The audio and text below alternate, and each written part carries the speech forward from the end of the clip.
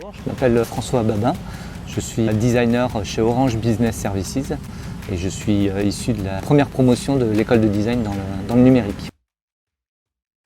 En tant que manager, moi, ce qui me plaît, c'est de mettre en place les bonnes conditions pour que justement les designers puissent, eux, travailler et faire leur métier. C'est un peu le design du design, on va dire. C'est de donner du sens en fait à de la technique. Beaucoup de numérique est lié à de la technique. Si on n'y met pas de l'usage, ça perd son sens.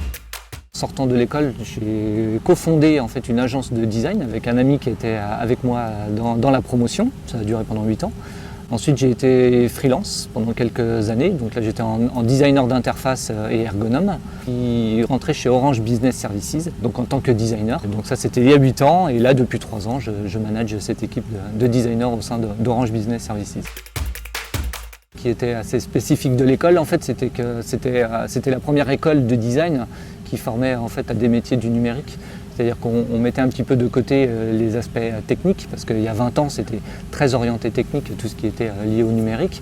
Et puis justement, on y mettait cette notion d'usage, on y mettait cette notion de réflexion sur à quoi va servir, pour qui va servir en fait une solution ou un produit. Et aujourd'hui, cet ADN se retrouve encore dans les profils qu'on recrute, sans qu'ils ils sont responsables.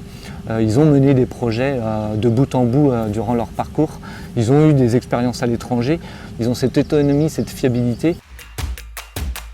Il y a 20 ans, le numérique, c'est une éternité, hein, c'est la préhistoire. Je me souviens quand je suis rentré à l'école design il y a 20 ans, c'était l'éclatement de la bulle Internet. On prédisait un bel avenir à tout ce qui était numérique et puis en fait, il y avait un peu du mal à trouver un modèle économique. En 2000, en 2001, seulement un foyer sur 5 qui était équipé d'Internet. Google était un simple moteur de recherche qui existait depuis 2 ans seulement. Apple sortait l'iPod tout juste, avait échappé à la faillite de peu quelques années auparavant. Facebook n'existait pas. Et Amazon, c'était un simple libraire en ligne qui arrivait tout juste en France. Les années 2000, c'était encore un truc de geek. Hein. Il fallait être presque formé en fait à utiliser le numérique. Donc c'est l'utilisateur qui s'adaptait en fait au numérique et à la technologie. À partir de l'iPhone, et du coup dans les années 2010, là on avait un bel objet avec quelque chose d'intuitif, avec quelque chose d'ergonomique, où en fait tout semblait simple. Ça a développé cette notion d'expérience utilisateur, c'est-à-dire que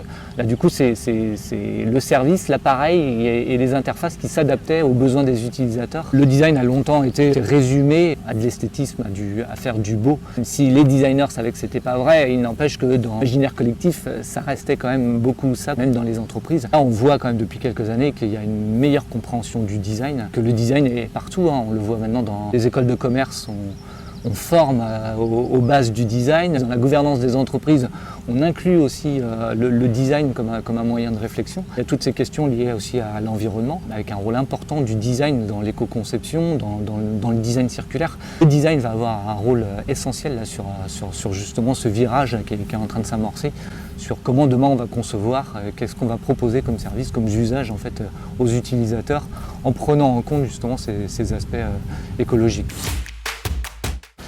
Essayer de joindre l'utile à l'agréable, parce qu'en fait le métier de designer, c'est ça.